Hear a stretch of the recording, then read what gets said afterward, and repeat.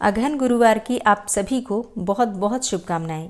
माँ लक्ष्मी की कृपा सदैव आप और आपके समस्त परिवार पर बनी रहे। आज है 5 दिसंबर 2024 और आज अगहन मास का तीसरा गुरुवार है। और अब आप सुनेंगे माँ महालक्ष्मी की कथा, जिसे सुनने मात्र से माँ लक्ष्मी की कृपा आपको प्राप्त हो जाती है। तो जो भक्त व्रत नहीं भी करते हैं उन्हें भी ये कथा जरूर सुननी चाहिए। और आज आप सुनेंगे महालक्ष्मी की 2 कथाएं, जिन्हें आज सुन लेने मात्र से माँ लक्ष्मी की विशेष कृपा आपको प्राप्त हो जाती है। तो सच्चे मन से इस कथा को श्रवण कीजिए और वीडियो अच्छी लगे तो लाइक करने के साथ ही शेयर भी जरूर किया कीजिए। उड़ीसा में लोग मार्गशीर्ष मास में अर्थात दिसंबर और जनवरी के महीने में लक्ष्मी देवी की विशेष पूजा करते हैं। जैसे कि अगहन गुरुवार का जो व्रत किया जाता है, वैसे तो बहुत सारे स्थानों पर किया जाता है, लेकिन हर जगह की कुछ विशेषता होती है, कुछ विशेष विधि होती है।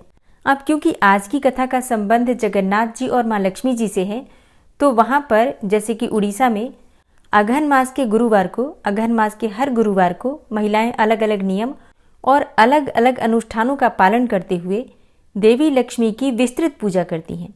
मतलब ये पूजा बहुत अधिक विस्तृत तौर पर की जाती है। अब ऐसा कहा जाता है कि इस दिन माँ लक्ष्मी अपने भक्तों से मिलने के लिए जगन्नाथ जी की अनुमति से मंदिर से बाहर निकलती हैं। मतलब जगन्नाथ जी उन्हें स्वयं आज्ञा देते हैं और वो उनसे पूछकर अपने भक्तों से मिलने के लिए जाती हैं।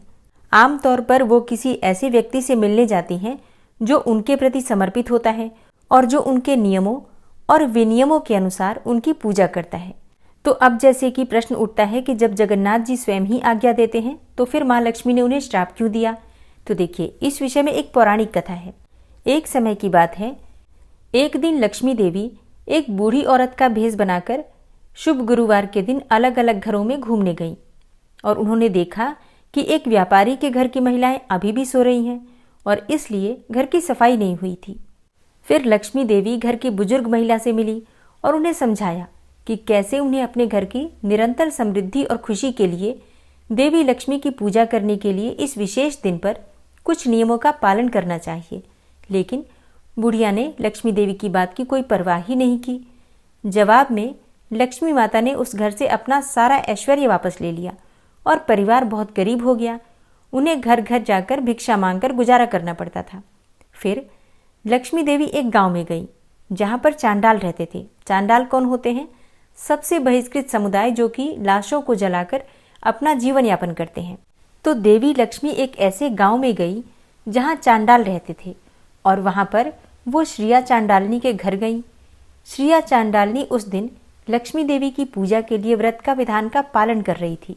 वो बहुत जल्दी उठ गई थी और उसने अपने पूरे घर को साफ किया था और देवी की पूजा के लिए उसने अपने पूरे घर को बहुत अच्छे से सजाया था, संवारा था।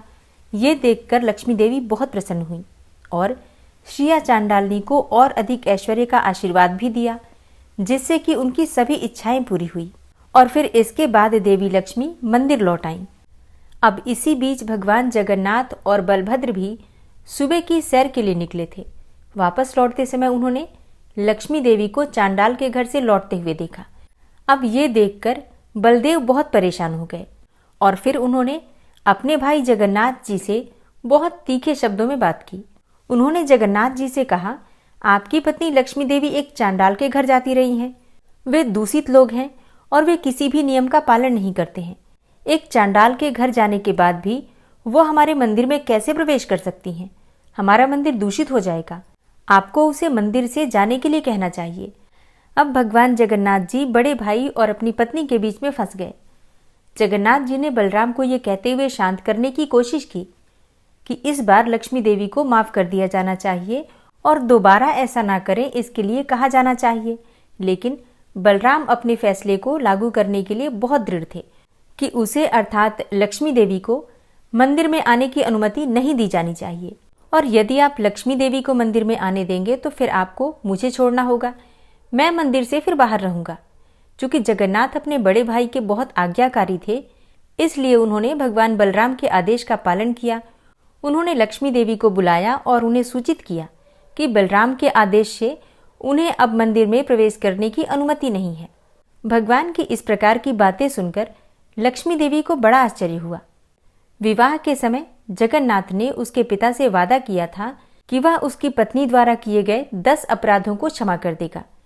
उसके अलावा उनकी यात्रा आपत्तिजनक भी नहीं थी, क्योंकि ये सहमति हुई थी कि मार्गशीर्ष महीने के प्रत्येक गुरुवार को वह अपने भक्तों को आशीर्वाद देने के लिए निकलेंगी और प्रत्येक गांव का दौरा करेंगी और फिर अपने भक्तों को आशीर्वाद देंगी। फिर वो दिन तो छूट गया था, फिर भी अन्यायपूर्ण तरीके से उनको दंड दिया गया। इससे लक्ष्मी देवी बहुत क्रोधित हुई और फिर उन्होंने जगन्नाथ जी को श्राप दिया कि अगले 12 वर्षों तक उसे संतुष्ट करने के लिए पर्याप्त भोजन नहीं मिलेगा और वो केवल उनके द्वारा पकाया और परोसा गया भोजन ही खा पाएंगे। भगवान जगन्नाथ को श्राप देने के बाद लक्ष्मी देवी अपने सभी सहायकों के साथ मंदिर से चली गईं। उनके जाते ही मंदिर समस्त ऐश्वर्य से विहीन हो गया। भंडार गृह खाली था। अगली सुबह जगन्नाथ और बलराम नाश्ते का इंतजार कर रहे थे, लेकिन कुछ नहीं आया। देर हो रही थी, लेकिन अभी तक कुछ भी नहीं परोसा गया था। बलराम ने जगन्नाथ जी से पूछा, हमारे नाश्ते का क्या हो रहा है? इतनी देर क्यों हो गई? जगन्नाथ ने उत्तर दिया, कोई नाश्ता तैयार नहीं किया गया है, क्योंकि लक्ष्मी देवी अपने सभी सहयोगियों के साथ मंदिर छोड़ चुकी हैं, इसलिए खाना बनाने वाला कोई भी नहीं है। तभी जगन्नाथ और बलराम जी कुछ खाना बनाने के लिए घर की रसोई में दाखिल हुए।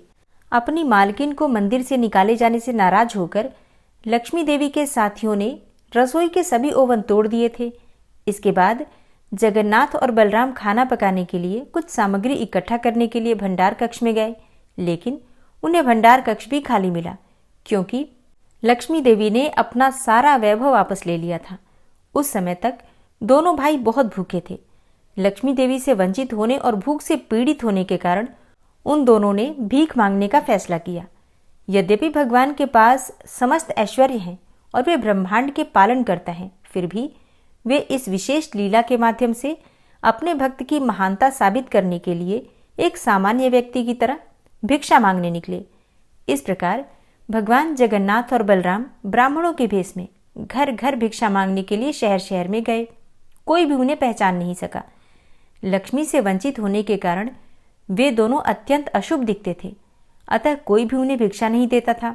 किसी ने भी उनके साथ अच्छा व्यवहार नहीं किया और उन्हें अपने दरवाजे पर भी नहीं आने दिया। अब इसी बीच लक्ष्मी देवी के आदेश से सूर्यदेव ने अपनी गर्मी बढ़ा दी।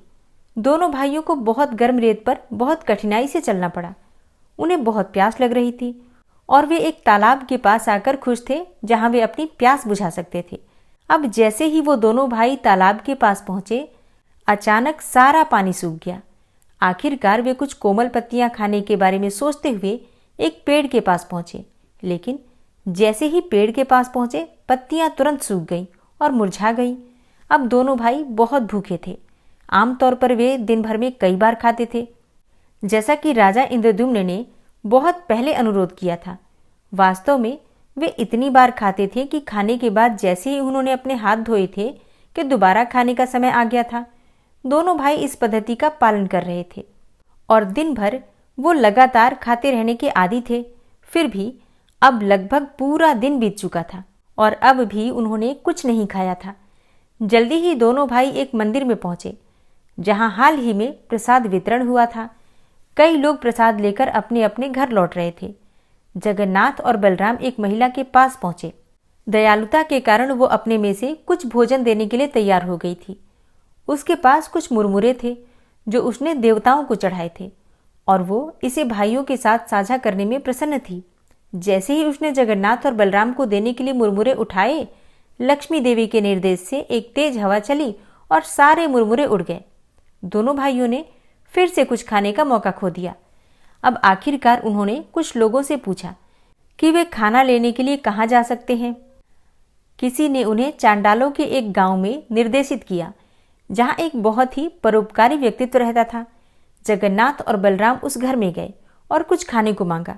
अब यहाँ गृह स्वामी उन्हें खाना खिलाकर बहुत खुश था, लेकिन बलराम चांडाल के हाथ का बना खाना खाना ही नहीं चाहते थे, बल्कि वो खुद ही खाना बनाकर खाना चाहते थे।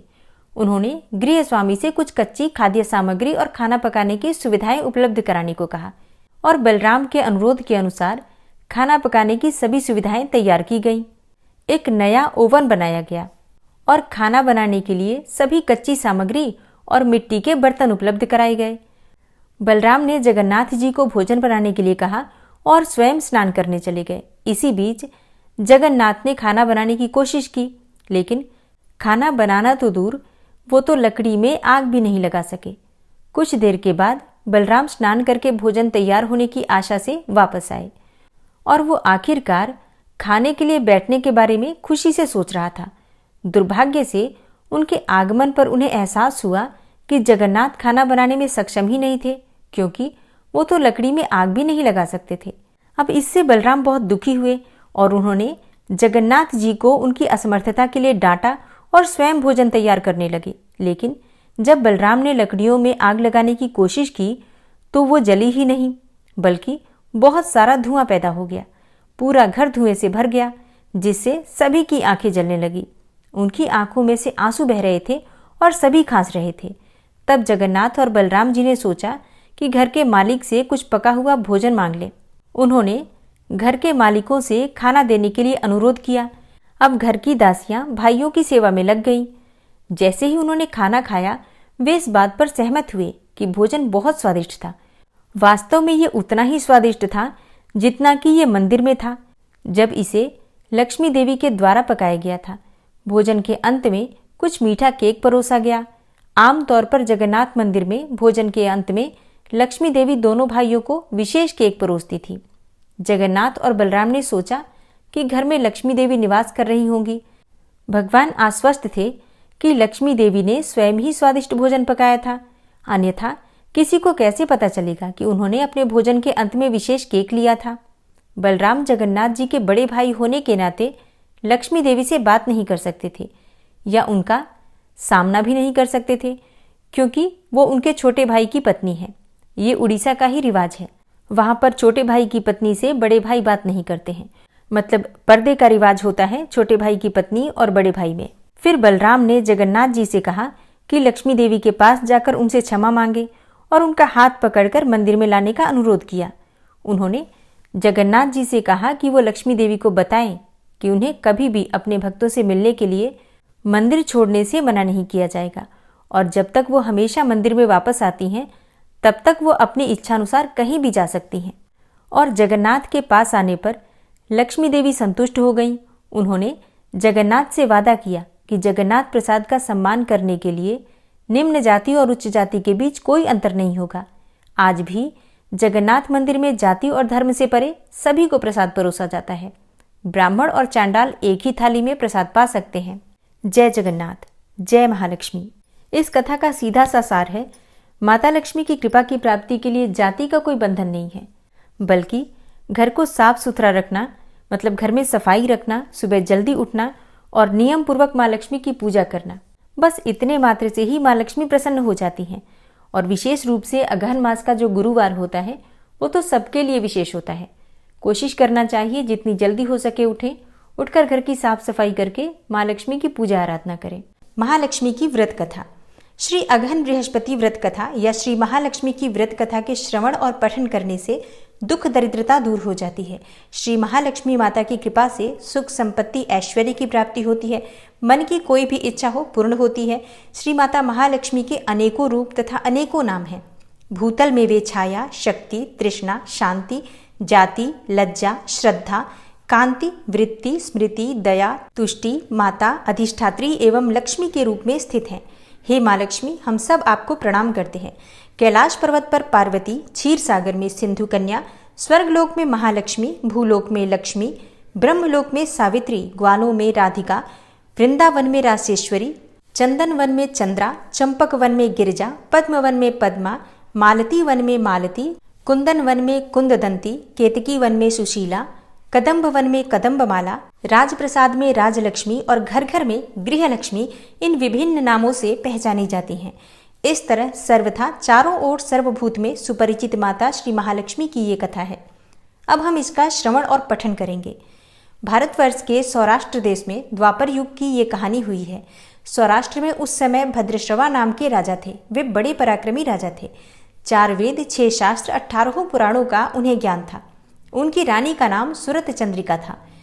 रानी दिखने में बहुत सुंदर और सुलक्षणा थी तथा पतिव्रता भी थी। उन दोनों को 7 पुत्र तथा उसके बाद एक कन्या का वरदान मिला। कन्या का नाम श्यामबाला था। एक बार महालक्ष्मी जी के मन में आया कि जाकर उस राजा के राजप्रसाद में रहें। इससे राजा को दुगनी धन दौलत की प्राप्ति होगी और वह इस धन दौलत से अपनी प्रजा को और सुख दे पाएगा। गरीब के घर अगर रहे और उसे धन दौलत की प्राप्ति हो तो वह स्वार्थी होकर केवल अपने ऊपर ही खर्च करेगा। यह सोचकर श्री महालक्ष्मी जी ने बूढ़ी ब्राह्मण स्त्री का रूप धारण किया और हाथ में लाठी लिए लाठी के सहारे रानी के द्वार तक पहुंची। यद्यपि उन्होंने बूढ़ी औरत का रूप धारण किया था, पर उनके चेहरे पर देवी का तेज था। उन्हें देखते ही एक दासी सामने आई। उसने इनका नाम, धाम, काम, धर्म पूछ डाला। वृद्ध ब्राह्मणी का रूप धारित माता लक्ष्मी ने कहा, बालिके, मेरा नाम कमला है, मेरे पति का नाम भुवनेश है, हम द्वारिका में रहते हैं। तुम्हारी रानी पिछले जन्म में एक वैश्य की पत्नी थी और वह वैश्य बहुत गरीब था। दरिद्रता के कारण घर में हर रोज झगड़े होते थे तथा उसका पति रोज उसे मारता था। इन बातों से तंग आकर वह घर छोड़कर चली गई तथा जंगल में खाली पेट भटकने लगी। उसकी इस दुर्दशा पर मुझे दया आई, तब मैंने उसे सुख संपत्ति वाली श्री महालक्ष्मी की कथा सुनाई। मेरे कहने पर उसने श्री महालक्ष्मी का व्रत किया। श्री महालक्ष्मी प्रसन्न हुई और उसकी गरीबी दूर हुई। उसका घर संसार दौलत, संतति और संपत्ति से भर गया। बाद में पति पत्नी दोनों परलोक सिधारे। लक्ष्मी व्रत करने के कारण वह लक्ष्मी लोक में रहे। उन्होंने जितने साल महालक्ष्मी का व्रत किया उतने हजारों साल तक उन्हें सुख भोग मिला। इस जन्म में उसका जन्म राजघराने में हुआ, परंतु वह श्री महालक्ष्मी का व्रत करना भूल गई है। उसे यह याद दिलाने मैं यहाँ आई हूँ। बुढ़िया की बातें सुनकर दासी ने उन्हें प्रणाम किया तथा श्री महालक्ष्मी का व्रत किस तरह किया जाए इसके बारे में पूछा। बुढ़िया रूप धारण किए हुए श्री महालक्ष्मी माता ने दासी को पूजा की विधि तथा महिमा बताई। इसके बाद वह दासी माता को प्रणाम करके रानी को बताने अंदर चली गई। राजवैभव में रहते हुए रानी को अपने ऐश्वर्य का बहुत घमंड हुआ था। संपत्ति तथा अधिकार की वजह से वह उन्मत्त हो गई थी। दासी द्वारा बताई गई बुढ़िया की बातें सुनकर वह आग बबूला होकर राजद्वार पर आकर बुढ़िया रूपी श्री महालक्ष्मी जी पर बरस पड़ी। उसे ये मालूम नहीं था कि श्री महालक्ष्मी माता बुढ़िया का रूप धारण किए द्वार तक आई है, परंतु रानी का इस कदर रूखा बर्ताव तथा अपना अनादर देखकर माता ने वहां ठहरना ठीक नहीं समझा। वे वहां से चल पड़ी।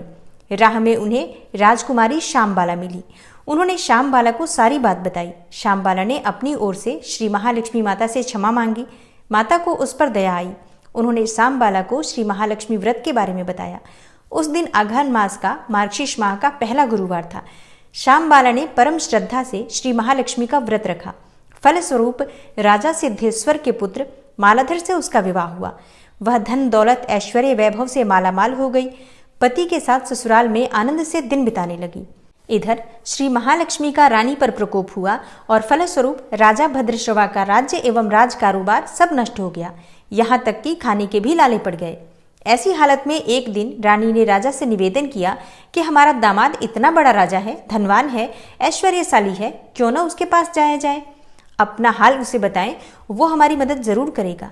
इस बात पर राजा भद्रश्रवा दामाद के पास रवाना हुए। राज्य में पहुंचकर एक तालाब के किनारे थोड़ी देर विश्राम लेने के लिए ठहरे। तालाब से पानी लेने आते जाते दासियों ने उन्हें देखा। उन्होंने विनम्रता से उनकी पूछताछ की। जब उन्हें मालूम हुआ कि वे रानी श्यामबाला के पिता हैं, तो दौड़ते हुए जाकर उन्होंने रानी को सारी बात बताई। रानी ने दासी के हाथ राज परिधान भेजकर बड़े ठाट से उनका स्वागत तथा आदर सत्कार किया, खान पान करवाया और जब वे लौटने लगे तो सोने की मोहरों से भरा घड़ा दिया। राजा भद्रश्रवा जब वापस लौटे तो उन्हें देखकर रानी सूरत चंद्रिका बहुत खुश हुई। उन्होंने सोने की मोहरों से भरे घड़े का मुंह खोल दिया, पर हाय भगवान, घड़े में तो धन के बदले कोयले मिले। यह सब श्री महालक्ष्मी के प्रकोप से हुआ। इस प्रकार दुर्दशा में और कई दिन बीत गए। इस बार रानी स्वयं अपनी कन्या के पास गई। वह दिन अघन मास का अंतिम गुरुवार था। श्यामबाला ने श्री महालक्ष्मी का व्रत किया, पूजा की, अपनी माता से भी व्रत करवाया। इसके बाद रानी अपने घर आई। श्री महालक्ष्मी का व्रत रखने पर उसे फिर से अपना राजपाट, धन दौलत, ऐश्वर्य प्राप्त हो गया। वह फिर से सुख, शांति, आनंदमय जीवन बिताने लगी। कुछ दिनों के बाद राजकन्या श्यामबाला अपने पिता के घर आई। उसे अपने घर देखकर सूरत चंद्रिका को पुरानी बातें याद आ गईं कि श्यामबाला ने अपने पिता को घड़ा भरकर कोयला दिया था और उसे तो कुछ भी नहीं दिया था, और इसी कारण श्यामबाला को पिता के घर आने पर उसका कोई भी आदर आतिथ्य नहीं हुआ, बल्कि अनादर हुआ।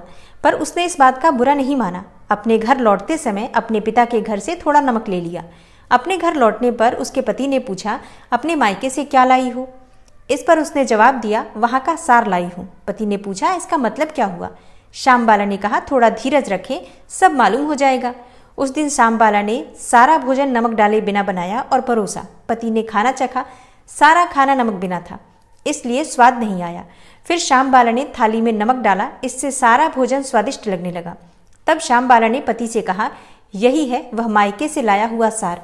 पति को उसकी बातें सही लगी और फिर वो दोनों हंसी मजाक करते हुए भोजन करने लगे।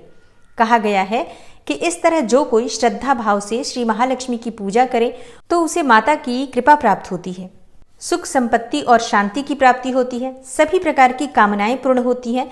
परंतु यह सब प्राप्त होने पर माता की पूजा को भूलना नहीं चाहिए। हर गुरुवार को व्रत पाठ अवश्य करना चाहिए। इस तरह श्री महालक्ष्मी की महिमा भक्तों की मनोकामनाएं पूर्ण करती हैं। इस प्रकार श्री अगहन बृहस्पति व्रत कथा या श्री महालक्ष्मी की गुरुवार की कथा संपूर्ण होती है।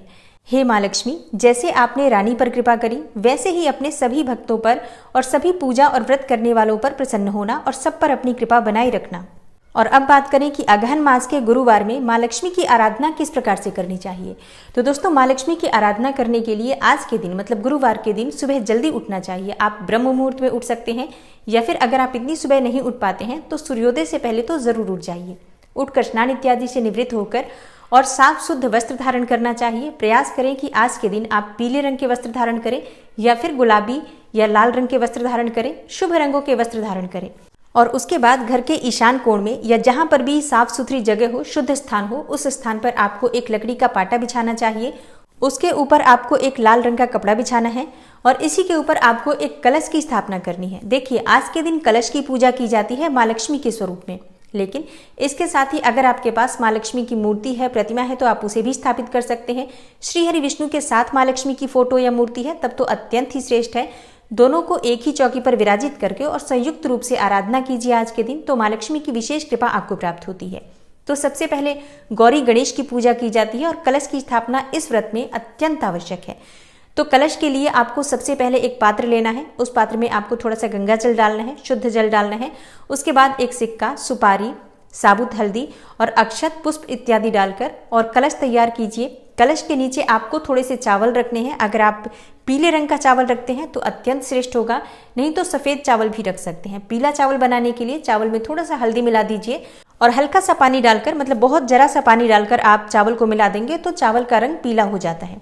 इसी चावल को आप कलश के नीचे रख सकते हैं और पूजा में भी प्रयोग कर सकते हैं। गुरुवार के दिन पीले चावलों का विशेष महत्व होता है। तो चावल की ढेरी बनाकर उसी के ऊपर आपको कलश की स्थापना करनी है। कलश के ऊपर आपको पंचपल्लव रखना है, मतलब आम के पत्ते रख दीजिए, अशोक के पत्ते रख दीजिए और इसके बाद एक प्लेट से ढक दीजिए और उस प्लेट में थोड़े से चावल रखकर उसी के ऊपर आप नारियल की स्थापना कर दीजिए। और हाँ, कलश में भी आपको स्वास्तिक बनाना है। आप रोली से स्वास्तिक बना सकते हैं और कलश के गले में कलावा लपेट दीजिए। आप 3 बार या 1 बार भी कलावा लपेट सकते हैं। कलश को खाली नहीं रखना चाहिए, उसमें कलावा जरूर बांधना चाहिए। और नारियल के ऊपर भी आपको लाल रंग की एक चुन्नी ओढ़ानी है, क्योंकि आज के दिन मतलब अगहन मास के गुरुवार में माँ लक्ष्मी की पूजा कलश के स्वरूप में ही की जाती है। तो आप चाहें तो एक फोटो भी उस नारियल के ऊपर चिपका सकते हैं, नहीं तो कोई बात नहीं, आप सिर्फ नारियल को ही चुन्नी ओढ़ा दीजिए और उस पर हल्दी तिलक इत्यादि करेंगे। माँ लक्ष्मी का स्वरूप मानकर इनकी विधिवत पूजा आराधना की जाती है। कलश माँ लक्ष्मी की जहां पर आपने मूर्ति रखी है, मतलब चौकी के दाईं तरफ आपको कलश रखना है चौकी के ऊपर, और वहीं पर आपको एक शुद्ध घी का दीपक प्रज्वलित करना है। और दीपक के नीचे भी आपको थोड़े से अक्षत जरूर रखने हैं, क्योंकि खाली दीपक नहीं रखा जाता है। तो थोड़े से चावल रखकर और उसी के ऊपर आपको दीपक रखना है। और दीपक प्रज्वलित करने के बाद सबसे पहले भगवान गणेश की पूजा करनी चाहिए। तो अगर आपके पास भगवान गणेश की मूर्ति है तो आप उसे भी स्थापित करके पूजा कर सकते हैं। और अगर मूर्ति नहीं है तो ऐसे में आप एक सुपारी ले लीजिए, सुपारी पर कलावा लपेट दीजिए, एक पान के पत्ते पर थोड़े से चावल रखकर उसी में आप इस सुपारी को स्थापित कर दीजिए। ये गणेश स्वरूप में अपने मन में मानकर इनकी सबसे पहले पूजा कर लीजिए। जैसे कि आपको थोड़ा सा जल डालना है, उसके बाद थोड़े से पुष्प, अक्षत इत्यादि डालकर पंचोपचार विधि से धूप दीप इत्यादि दिखाकर भगवान गणेश की पूजा कर लीजिए।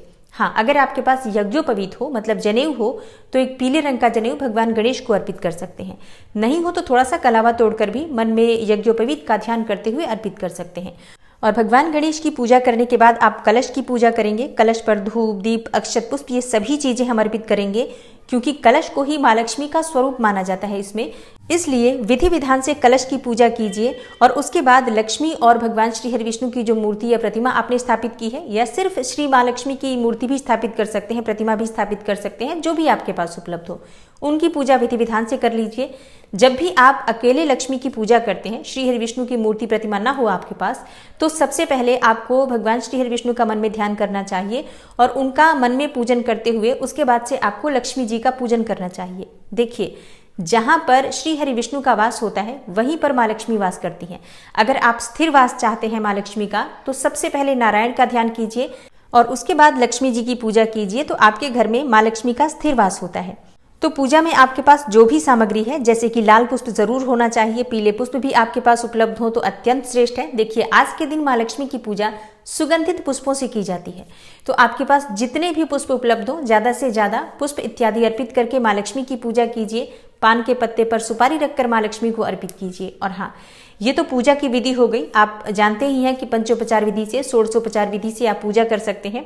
इसके साथ ही भोग में आप चाहे जो भी वस्तु आपके पास उपलब्ध हो अर्पित कर सकते हैं।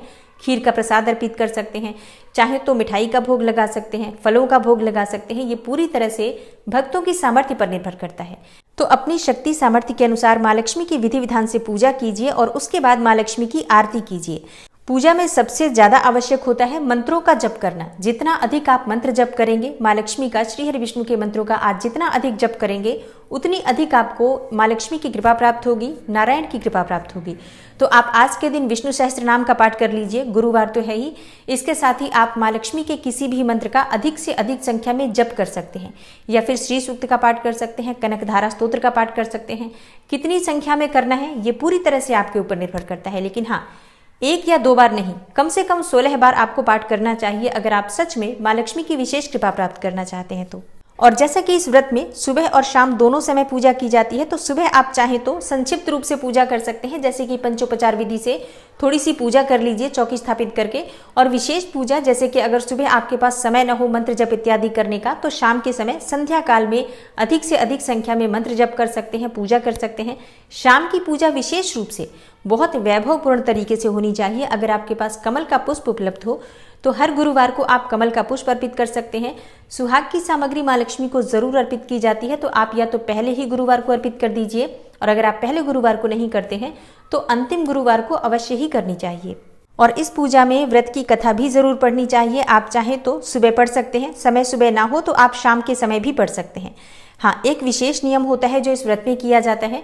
सुबह जब आप सोकर उठते हैं, स्नान इत्यादि करने के बाद जब आप पूजा करेंगे, तो अपने घर के मुख्य द्वार पर दोनों तरफ शुद्ध घी के दीपक प्रज्वलित करने चाहिए। माँ लक्ष्मी का आवाहन किया जाता है कि हे माँ लक्ष्मी, आप मेरे घर में पधारे, मेरे घर में आपका स्थिर वास है। अब ये नियम बहुत से लोग सुबह ब्रह्म मुहूर्त में कर लेते हैं। अगर आप सुबह जल्दी उठ जाते हैं और सुबह ब्रह्म मुहूर्त में, मतलब आप सूर्योदय से पहले कर लीजिए, अगर इस समय भी कर लेते हैं तो अत्यंत श्रेष्ठ है। मान लीजिए आप सुबह सूर्योदय से पहले नहीं कर पाते हैं तो सूर्योदय के बाद भी कर सकते हैं। सुबह भी कर सकते हैं 2 दीपक प्रज्वलित, और शाम के समय भी कर सकते हैं। ये पूरी तरह से जरूरी नियम है जिसका पालन आपको जरूर करना चाहिए। और हाँ, घर के मुख्य द्वार से घर के अंदर तक, जहां पर आप माँ लक्ष्मी की चौकी या प्रतिमा स्थापित कर रहे हैं, वहां तक माँ लक्ष्मी के चरण चिन्ह, जो कि आती हुई माँ लक्ष्मी के चरण चिन्ह होते हैं, उसे अंकित किए जाते हैं। इसके साथ ही घर में रंगोली बनाई जाती है। घर के मुख्य द्वार पर रंगोली बनाकर वहां पर एक शुद्ध घी का दीपक भी प्रज्वलित किया जाता है। और अगर आपको रंगोली बनानी नहीं आती है तो आप सिर्फ स्वास्तिक के चिन्ह बना दीजिए, लेकिन ध्यान रखिए कि माँ लक्ष्मी के चरण चिन्ह और स्वास्तिक जो आपने बनाए हैं, इन पर किसी का पैर न पड़े, बस इस बात का ध्यान रखना है। और ये निशान आप सुबह भी बना सकते हैं, चाहे तो शाम को भी बना सकते हैं, संध्या पूजा से पहले भी बना सकते हैं, क्योंकि देखिए सुबह इतना समय सबके पास नहीं होता है कि सुबह ये सब चीजें कर पाए। तो ऐसे में आप दिन में कर सकते हैं, जब सुबह के काम से आप फ्री होते हैं तो उसके बाद दिन में ये सारी पूजा की तैयारी भी कर लीजिए, और शाम को विधिवत माँ लक्ष्मी की पूजा आराधना कीजिए। दिन भर आपको व्रत रहना होता है। व्रत में आप फलाहार कर सकते हैं। सुबह के समय जैसे पूजा कर लेते हैं, उसके बाद से आप फलाहार कर सकते हैं, और शाम के समय आप चाहे तो भोजन कर सकते हैं। अब बहुत से भक्त शाम को मीठा भोजन करते हैं, लेकिन कई भक्त सेंधा नमक का भी प्रयोग करते हैं। वैसे प्रयास करना चाहिए कि शाम के भोजन में नमक अगर आप ना लें तो ये ज्यादा अच्छा होगा। और शाम के समय पूजा करने के बाद चौकी नहीं हटानी चाहिए। चौकी आप अगले दिन हटाएंगे, मतलब अगले दिन जब आप उठेंगे शुक्रवार के दिन, तब स्नान इत्यादि कर लीजिए और फिर आप पंचोपचार विधि से चौकी पर जो माँ लक्ष्मी विराजित है इनकी पूजा कर लीजिए। भोग अर्पित कीजिए, आरती कीजिए। उसके बाद से आप चौकी हटा सकते हैं। अब चौकी पर रखी हुई सामग्री का क्या करना है, देखिए कलश के नीचे जो हम चावल रखते हैं वो आप पक्षियों को डाल दीजिए। कलश में जो पानी है वो आप तुलसी की क्यारी में या किसी भी पौधे में डाल सकते हैं। कलश में जो सामग्री आपने प्रयोग की है, जैसे कि आप कलश में सिक्का, सुपारी, ये सब चीजें डालते हैं, उन्हें निकाल कर रख दीजिए। अगली बार फिर से आप इनका प्रयोग कर सकते हैं, मतलब अगले गुरुवार को। और हाँ, नारियल चुन्नी, ये सब चीजें भी आप प्रत्येक गुरुवार को इसी नारियल का प्रयोग करेंगे। आपको बार बार नारियल या चुन्नी खरीदने की आवश्यकता नहीं है। चौकी पर जो कपड़ा आपने बिछाया है ये भी आप प्रत्येक गुरुवार को प्रयोग कर सकते हैं। आप अभी उठा लीजिए, धोकर रख दीजिए, अगली बार पूजा में फिर से इसका प्रयोग कर सकते हैं। और माँ लक्ष्मी की मूर्ति, प्रतिमा जो भी आपने वहां रखी है, वहां से उठाकर वापस यथास्थान अपने घर के मंदिर में रख दीजिए। जहां जैसे विराजित है वैसे ही रख दीजिए। और हाँ, एक और बात, अगर आप व्रत नहीं कर पाते हैं किसी भी कारणवश, तब भी आप पूजा आराधना कर सकते हैं, चौकी लगाकर भी पूजा कर सकते हैं। बिल्कुल विधि विधान से ये सारी पूजा जैसे मैंने बताई है आप कर सकते हैं। सात्विक भोजन रखिए, मतलब आज लहसुन प्याज का त्याग करके शुद्ध और सात्विक भोजन करके आप दोनों समय की पूजा कर सकते हैं। माँ लक्ष्मी की विशेष कृपा प्राप्त कर सकते हैं। तो व्रत करते हैं अत्यंत श्रेष्ठ है, व्रत नहीं करते हैं तो भी पूजा जरूर कर लीजिए, अगर आप चाहते हैं कि माँ लक्ष्मी का स्थिर वास आपके घर में हो तो अगर आप व्रत नहीं करते हैं तो भी आपको पूजा जरूर करनी है। सुबह शाम दोनों समय माँ लक्ष्मी के मंत्रों का जप कर सकते हैं यथासंभव। और मान लीजिए आप इस प्रकार से चौकी लगाकर पूजा नहीं कर पाते हैं, व्रत नहीं कर रहे हैं, तो देखिए व्रत करेंगे तब आपको चौकी लगाना अत्यंत आवश्यक है। लेकिन अगर आप व्रत नहीं कर रहे हैं तो बिना चौकी लगाए भी अपने घर के मंदिर में बैठ जाइए, हाथ पांव मुंह धोकर शाम के समय और सुबह भी, और माँ लक्ष्मी के मंत्रों का अधिक से अधिक जप कीजिए। माँ लक्ष्मी का अपने घर में आवाहन कीजिए, इससे भी माँ लक्ष्मी का स्थिर वास आपके घर में होता है। तो आशा करती हूँ कि आज की वीडियो से आपको लाभ अवश्य होगा। अगर आपको आज की वीडियो अच्छी लगे, थोड़ी सी भी आपके लिए हेल्पफुल हो, तो वीडियो को लाइक कीजिए, ज़्यादा से ज़्यादा शेयर कीजिए। और चैनल पर पहली बार आए हैं और अच्छी लगी हो अगर आपको आज की वीडियो, तो वीडियो को लाइक कीजिए, शेयर कीजिए और चैनल को सब्सक्राइब करके बेल आइकन को जरूर प्रेस कर लीजिए। मिलती हूँ मैं आपसे अगली वीडियो में, तब तक के लिए नमस्कार।